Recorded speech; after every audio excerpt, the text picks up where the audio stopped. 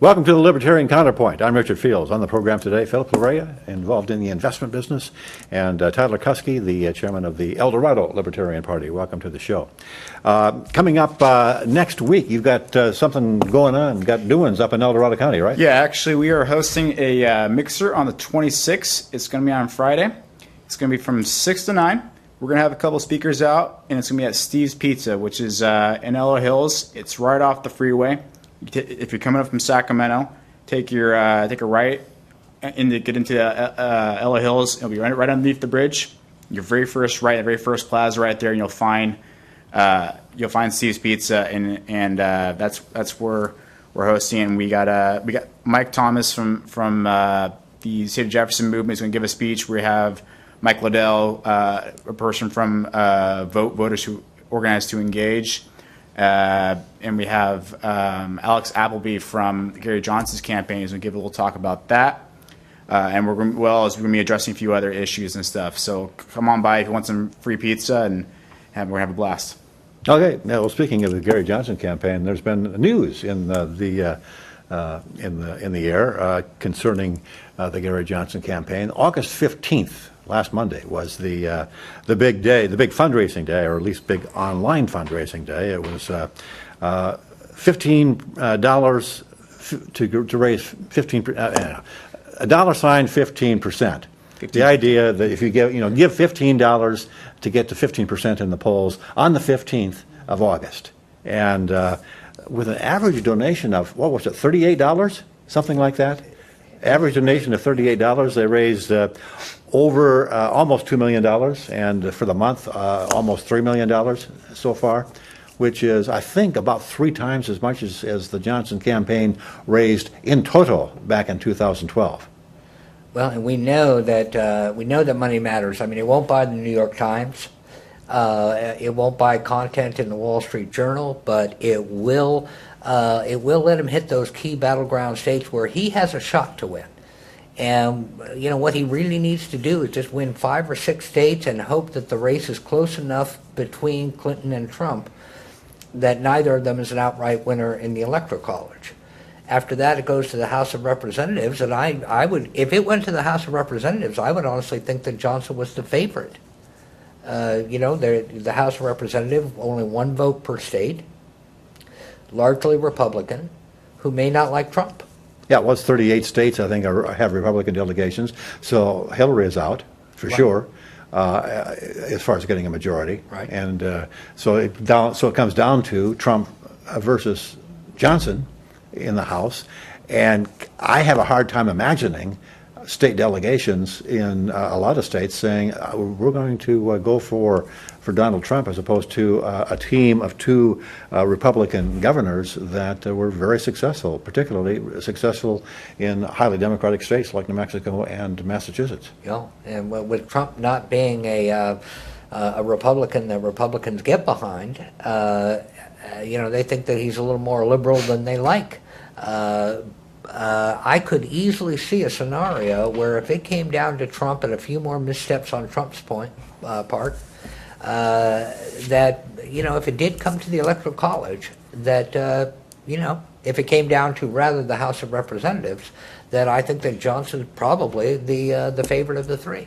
Well, but in order to get to those half a dozen states, or even just 1 state, where he wins the electoral vote of the state, wins an outright majority in a given state, he has to get in the debates. Is that correct? Does it make sense that he gets where he needs to be electorally if he doesn't get in the debates?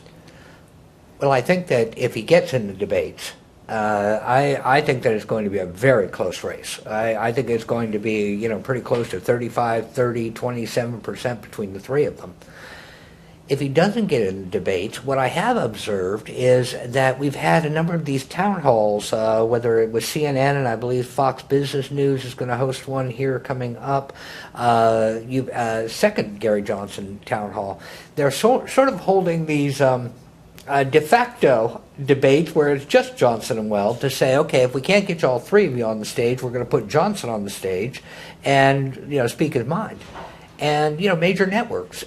So I still say, even if he doesn't get on the stage, that in this age of, the internet and YouTube and everything else, and he's doing an effective job there, it seems to me, that, if it gets close enough, that I think Johnson got a lot of attention when they thought that it was going to take away from Trump. And I think that if the race gets closer between Trump and Hillary, that once more the media will try to, put Johnson in the mix. Well, that's interesting that you say that. The common wisdom is that Republicans lose most from libertarians, lose more than the Democrats do. In this particular election, that's not been happening. Johnson has been drawing almost equally from Republican voters and Democratic voters, equally from Trump and from Clinton. That being the case, it would seem to me, but still, that belief, that old belief that libertarians are just radical Republicans, or Republicans like to have fun or something. I would say that, a lot of Republicans are saying it's a wasted vote to vote Libertarian, but I would say for this particular election, it's actually, you're wasting your vote if you're voting for Trump. Well, we would say that if you're and the reason being is that you have a politician, Hillary Clinton, you have a politician, Gary Johnson. Trump is not a politician. Electoral College will never vote for Trump. I can't in a million years imagine that they would have actually voted for him. I mean, even if Trump had win the majority vote, why would the Electoral College? Well, the Electoral College is going to vote the way the state, states vote. I mean, that's. There's been one instance in history where you had a runaway electoral vote. That was Roger McBride back in 1976, who was a Republican elector in, I think it was Virginia. And you were old enough to remember that, but of course, I was there. Tyler and I are not. I was there. I was there. I saw the. I voted in that election. It was an election. It was 1972 election, and that was it was 71 when I first heard about the Libertarian Party, which was, of course, when it was founded.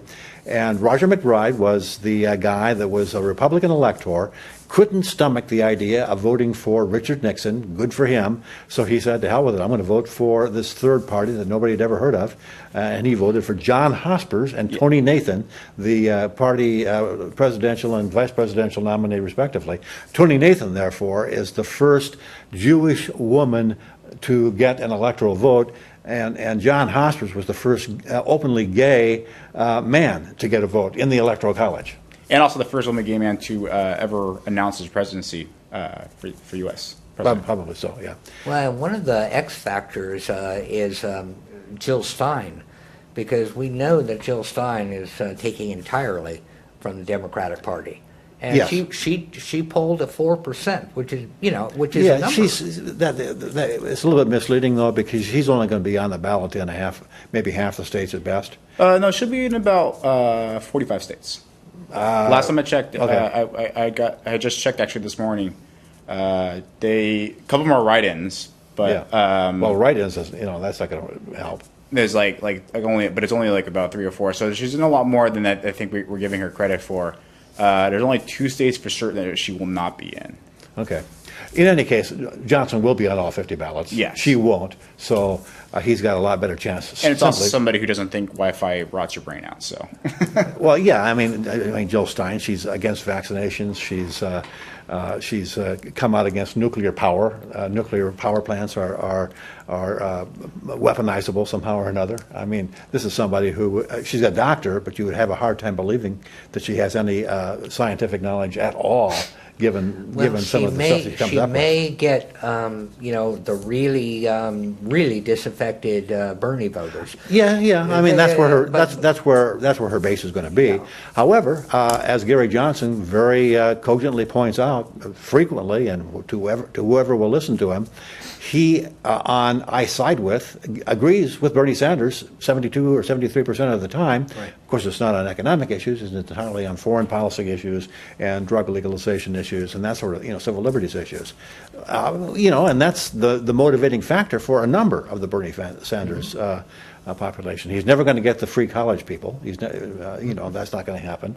But they're going to go to Hillary probably. Well, that's why I just said with her 4%, and if he's drawing 5% or so from the Hillary crowd, okay. Gary, yeah. Then that's 9% coming out of Hillary's base. Mm-hmm. Whereas it looks like maybe Trump is losing 5% to Johnson out of his base. Well, I mean, okay, the polls have been announced that will be used to decide whether he gets into the debates, and it's 4 polls who have been very favorable to Johnson in the last several months. And in one of those polls, it was just announced this morning today, that he came in at like 13% nationwide, 13% nationwide, all age groups. That is only 2% away from the 15% threshold, and we're only at March 18th. If we get to mid-September, a month away, he has a very real chance of getting to 15% average in all 4 of those polls, because, like I say, they've all been relatively friendly to him in the past. And actually, chairman of the Presidential Debate Commission did say if a third party gets close enough, they might actually let him in anyways. Well, and that's the other thing. I mean, the Republican Party, the establishment of the Republican Party, is de facto or overtly deserting Trump. In droves. I mean, Susan Collins has said she will not vote for Trump, is considering Johnson. Mitt Romney has said the same thing. Jeb Bush has said the same thing. There's a Republican congressman whose name I don't remember off the top of my head, who has who has outright said, "I will vote for Gary Johnson. I'm not going to vote for Trump." There's any number of big name Republicans who are on the outs with Trump, even though they haven't made any public announcements. With Gary Johnson in the debate, or the debate commission is controlled by the Democrats and the Republicans. Okay, that's who controls it. The Republicans on the side of the commission, they're not real happy with Trump. They're probably going to want to lean in favor of getting a couple of ex-Republican governors in the debate, as opposed to the Republican nominee, Donald Trump. Well, and they, to Tyler's point, they had mentioned, when so many of these polls have a 3% margin of error, even a 5% margin of error, so that if one wants to say that 12% could have been 15%, give or take a margin of error. Yeah, they might use that argument. He might be there already. Yeah, they might use that argument. I mean, 13 is awful damn close. It's interesting. The Libertarian Party has never gotten more than 1%. In the popular vote. That was Johnson's total back in 2012. I think Ed Clark in 1980 got to about 1%. That's the high water mark. Now we're polling at anywhere from 9 to 13%, depending on which poll that you look at.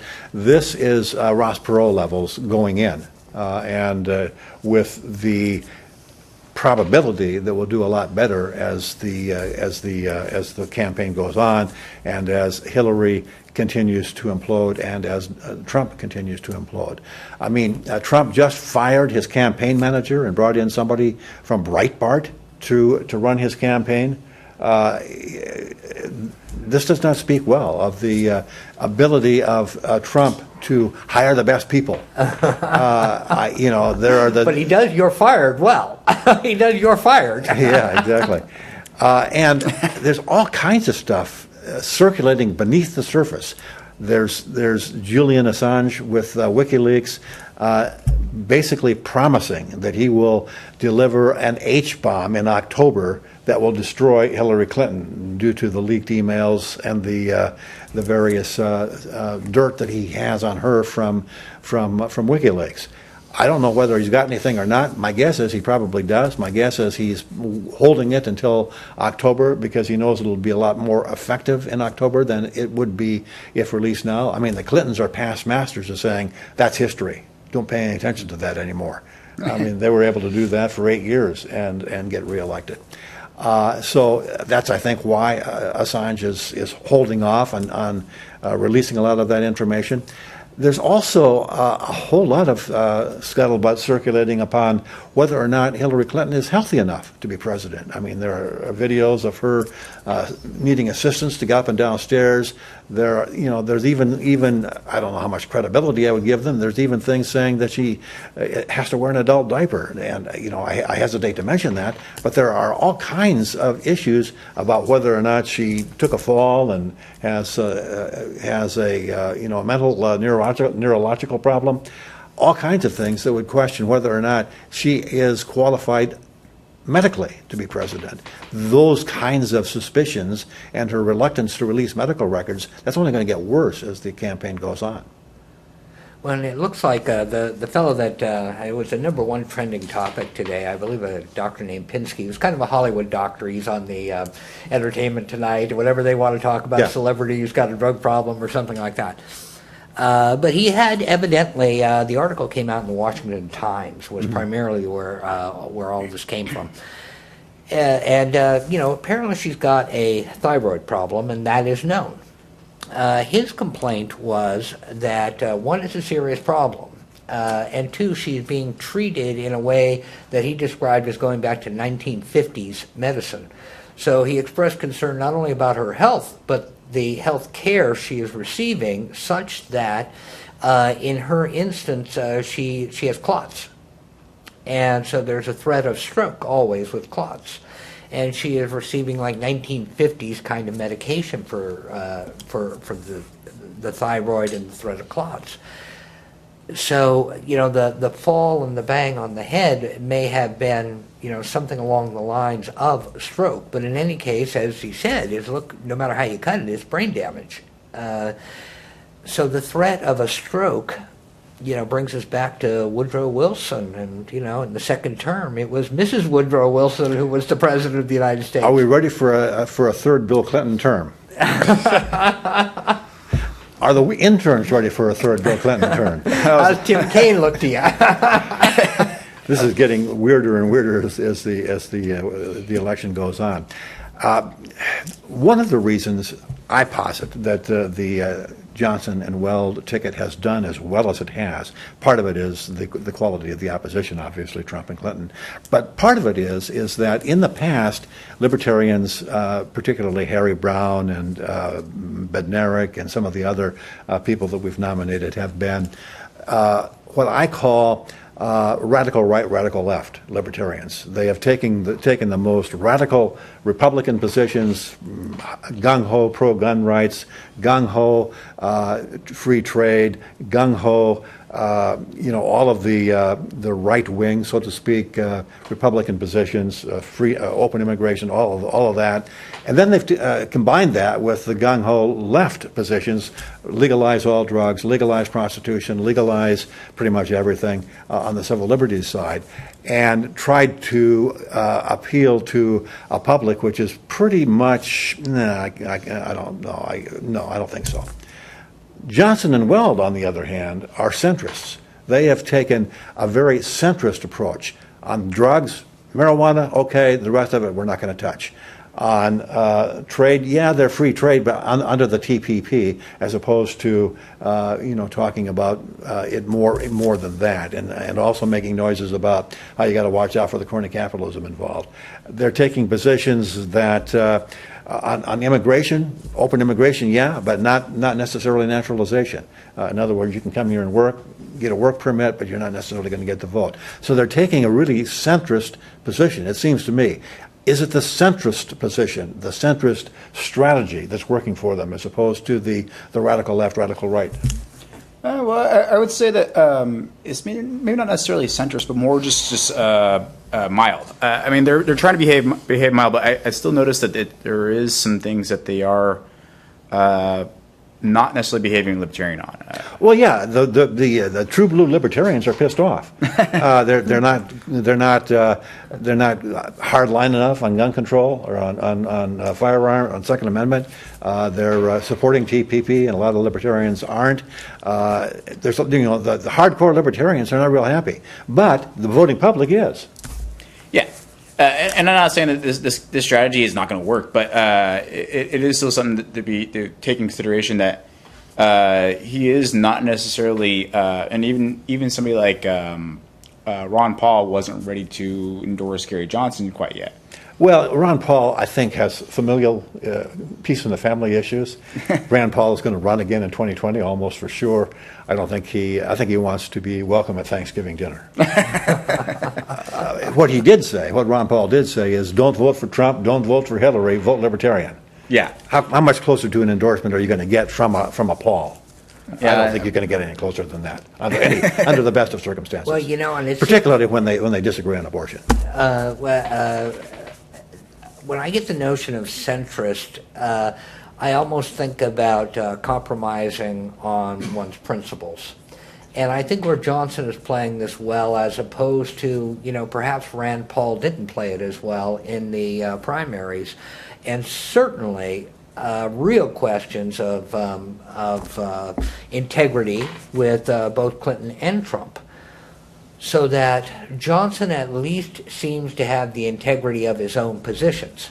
Whether they are libertarian enough that's the libertarian problem. Which the voting public could care less about. Well, and that's where he has gotten some mileage out of the idea. You've heard it so often that half the population are socially liberal and fiscally conservative. And as Johnson says, half of you are libertarians and you don't know it. Yeah. And so all he's really doing is, I haven't seen anything in Johnson's positions that aren't consistent with what he has said over the many years. Whether one is a moderate Democrat or a radical Democrat has nothing to do with the integrity of the person. And I think that this race is coming down to the two candidates, Clinton and Trump, being so repugnant, personally, that Johnson, the guy climbs mountains, he seems like a pretty good guy, and he seems like he's got good policy when people hear him speak.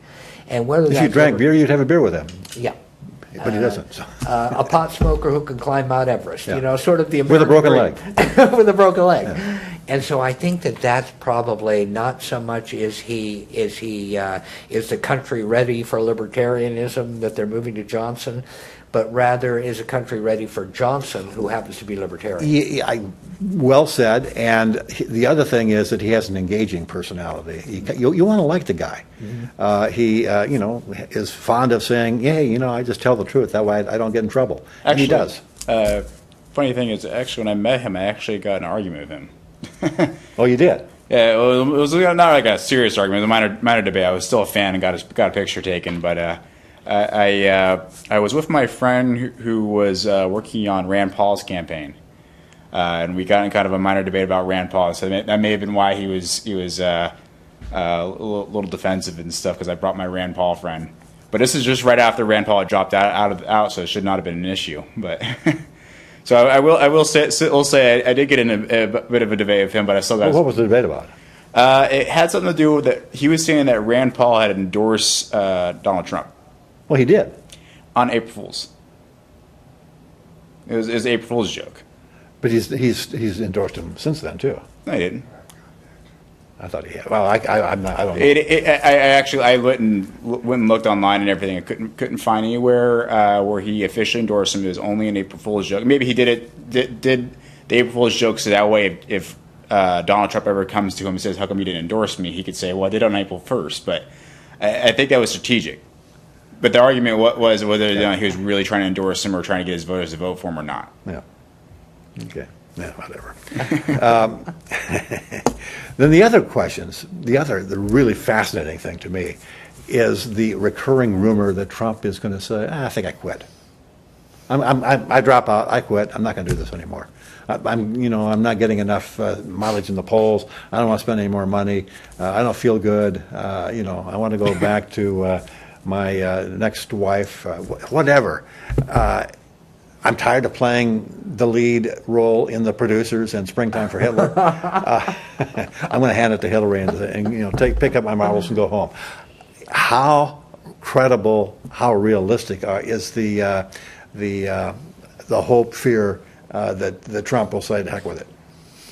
Well, and the other the conspiracy theory thing is that Trump and Clinton were in it together, and that Trump was running to throw the race to Clinton. That they're So that would be an interesting to look at how wealthy Trump becomes after Clinton wins. Yeah. I don't think that anybody. I think that obviously Trump is has a great ego, has a huge ego. If he were getting beat badly enough, possibly, in the polls and that kind of thing. And that could be why Evan McMullen is running as an independent. And so if the Republican Party... Are you talking about that CIA guy? Yeah. Well, he's not going to be out on the ballot in more than a dozen states, is he? No. Well- But if Trump did drop out, there might be a way. I'm sure there's something in the RNC bylaws that would allow them to nominate him as the replacement person if Trump dropped out in time. I'm not sure I'm not sure. I don't think the party might be able to do it, but as far as being on the ballot in all 50 states, that's not going to happen. Realistically, I think he's having fun. And realistically, I don't think I really could not see him dropping out. He has been the center of attention for 2 years. If nothing else, the only press is no press. The only bad press is no press. So what it will mean for his hotels and all of his ventures, his reality show, if he loses, all of those kinds of things. As a business person, I'm sure he's looking at this and saying, well, as a business person, think of it this way. We know that the Clintons went to the wedding of Trump and his current wife. There's pictures. They're great buddies. We know that they have mixed socially in New York. Trump donated to Clinton's campaign. Trump, yeah, absolutely, and Trump had nice things to say about her in the past. Mm-hmm. So we know that there's an affinity there. Mm-hmm. We know that Bill Clinton encouraged got on the phone and encouraged Donald Trump to run back before he announced. Yeah. We know all of these things. So why would all of that take place unless they were setting up a game where Trump's primary purpose would be to be so outrageous and so crazy sounding that he could ruin the Republican brand for whoever got the nomination. Hence the reference to the producers. Well, Donald Trump. But it worked. Yeah. I mean, there are enough crazy people in the Republican Party who buy the idea that you can build a wall, and buy the idea that you can deport 12 million people, and buy the idea that you can cut off trade and raise tariffs and do all of these idiotic things that he's talking about doing, and do it without any, and it'll make America great again. It's absolutely insane, the things that he's talked about, but enough people bought it, so he got the nomination, hence the producers. Make sure you come to the Mixer next week in El Dorado at Steve's Pizza. This is the show for this week on Libertarian Counterpoint, on the television, Channel 17, on the web at www.accesssacramento.org, and of course on YouTube. Thank you very much for being part of the show. See you again next week, same time, same place.